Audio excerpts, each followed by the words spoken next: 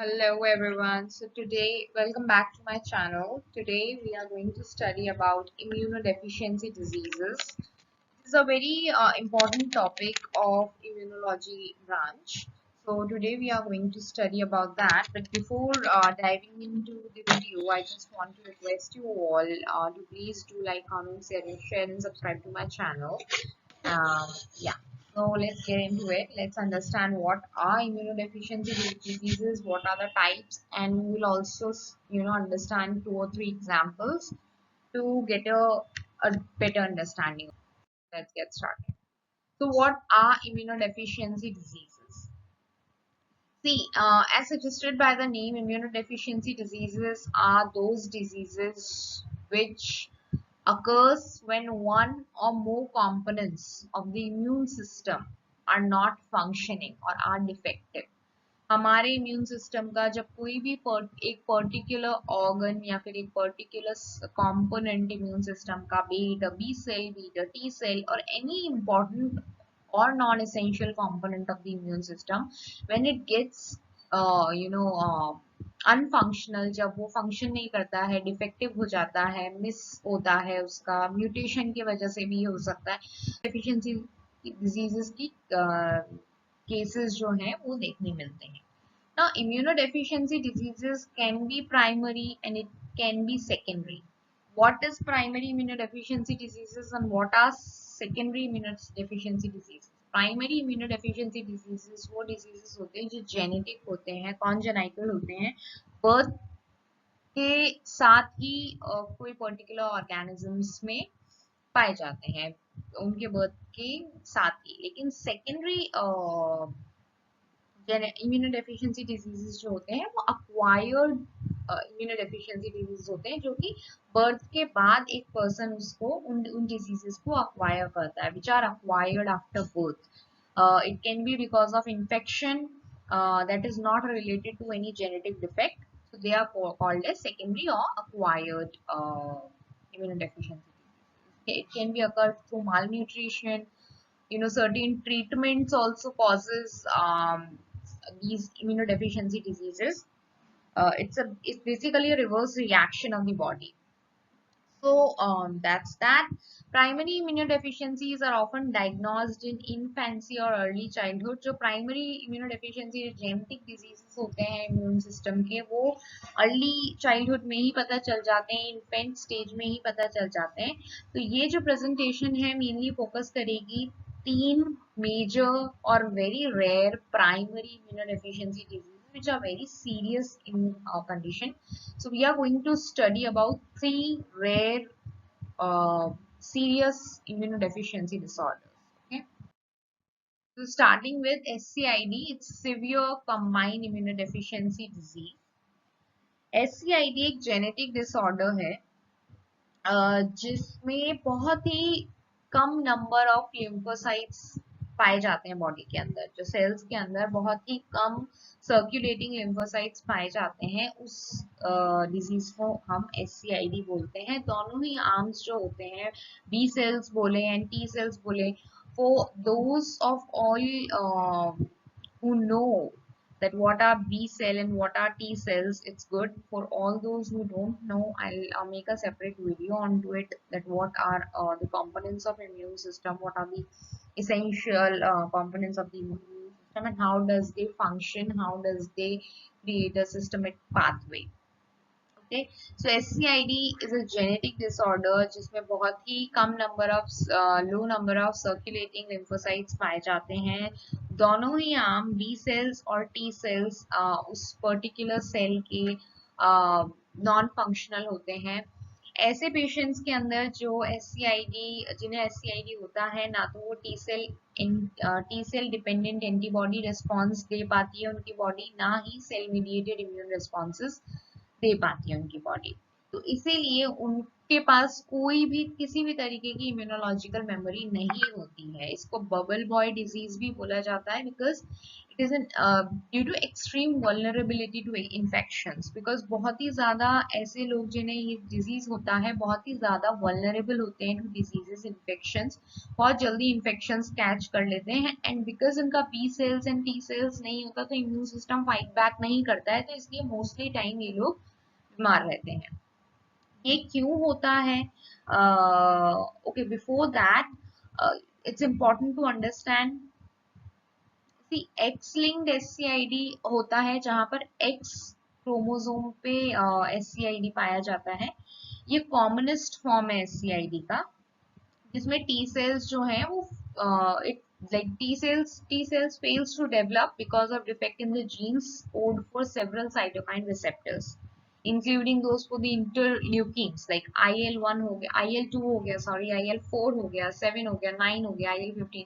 तो ये जो जेनेटिक म्यूटेशंस होते हैं इंटरल्यूकिन्स के अंदर, जो मैंने आपको इंटरल्यूकिन्स के टाइप बताया, वो जेनेटिक म्यूटेशंस के वजह से ये डिजीज जो है वो लोगों में पाया जाता है। अभी ये सेक्स क्रोमोसोम पे भी पाया जाता है। देयर इज एक्स लिंक्ड एससीआईडी, ये कॉमनेस्ट होता है, कॉमनेस्ट फॉर्म है एससीआईडी का। यहाँ पे जो टी सेल्स हैं they fail to develop because of defect in the genes code for cytokine receptors, जिसमें हमारे इंटरल्यूकिन्स आ गए। इस वजह से एक्स लिंक्ड एससीआईडी होता है। हमारा जो ऑटोसोमली इनहेरिटेड एससीआईडी है, autosomally inherited SCID occurs because adenosine deaminase enzyme की डेफिशिएंसी होती है। एडेनोसिन डीएमिनेज एंजाइम क्या करती है, बॉडी के अंदर एडेनोसिन को कन्वर्ट करती है इनटू आइनोसिन।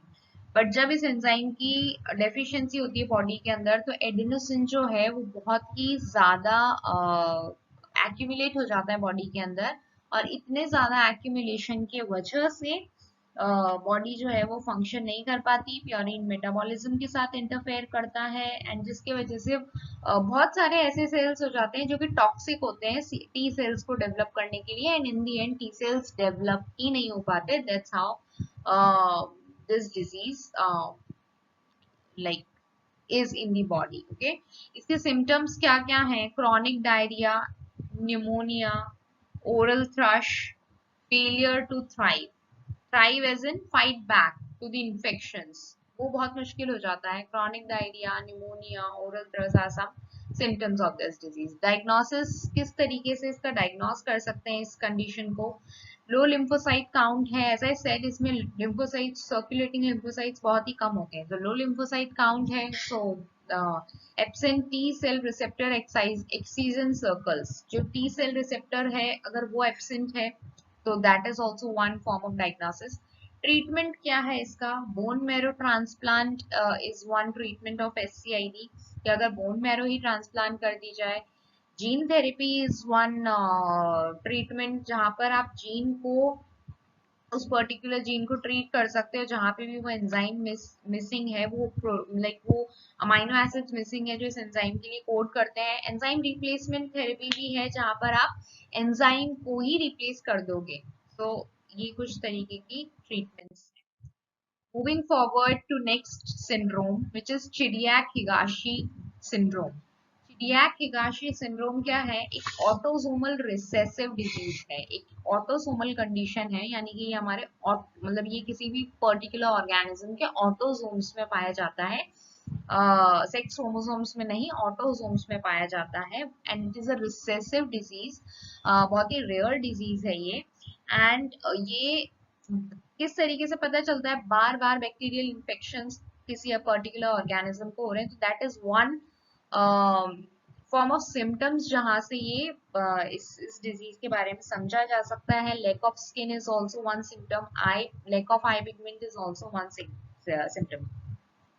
इस पर्टिकुलर ऑर्गेनिज्म को, जिसको भी ये डिजीज है, उसमें क्या होता है? Phagocytes from patients with this immune defect contains giant granules. जो इस पर्टिकुलर डिफेक्टिव ऑर्गेनिज्म जो होते हैं उनके बॉडी के अंदर, उनके सेल्स के अंदर बहुत जायंट ग्रैन्यूल्स, बहुत बड़े बड़े ग्रैन्यूल्स पाए जाते हैं, लेकिन स्टिल वो बैक्टीरिया को किल करने की एबिलिटी नहीं रखते हैं। They do not possess the ability to kill the bacterias.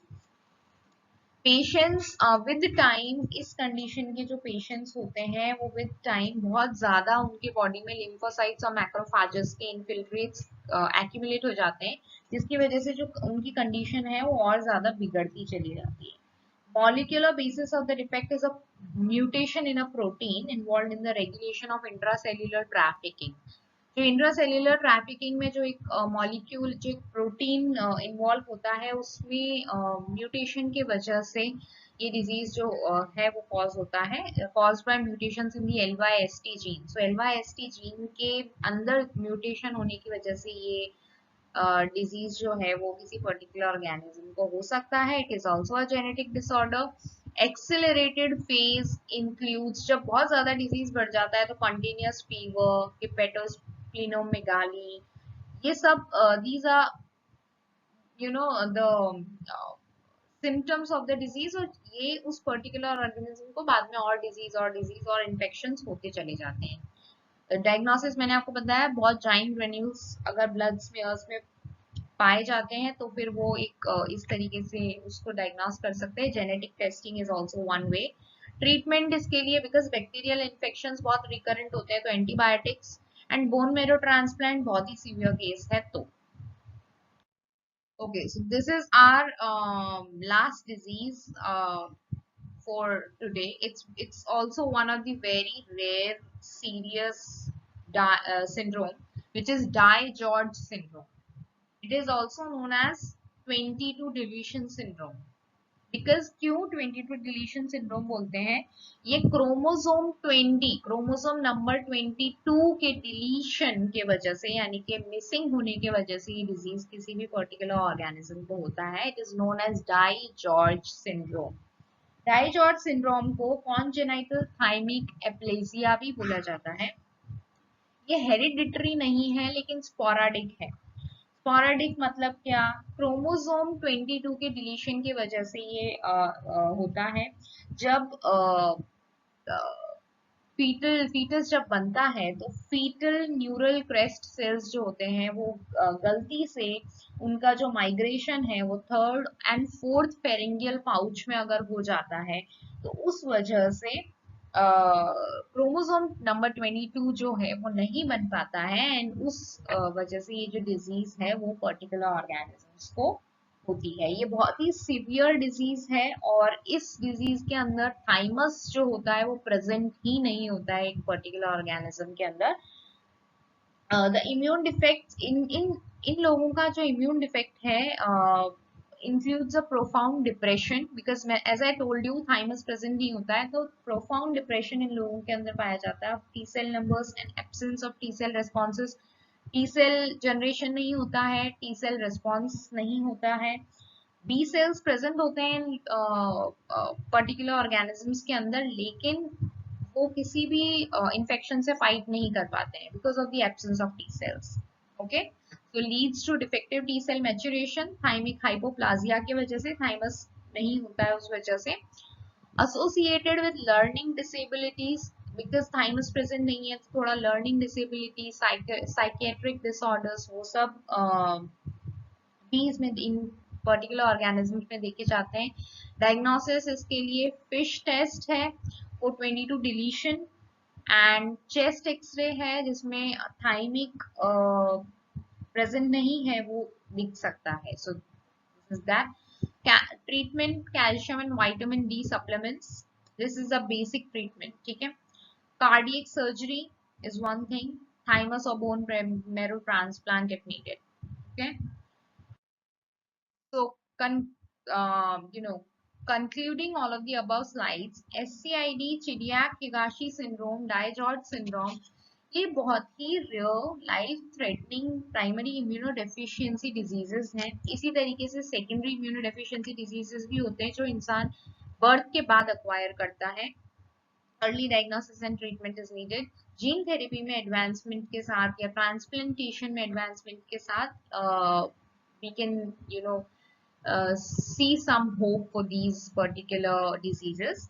Okay, so that's it for today. Please do like, comment, share and subscribe to my channel. If you have any particular doubt or suggestion about any particular slide or the topic overall, you can definitely comment down below in the comment section. Also, if you want any particular topic of your choice for me to explain, please do comment below in the comment section. I will be more than happy to cater you guys. Thank you so much for now. Bye bye. Take care.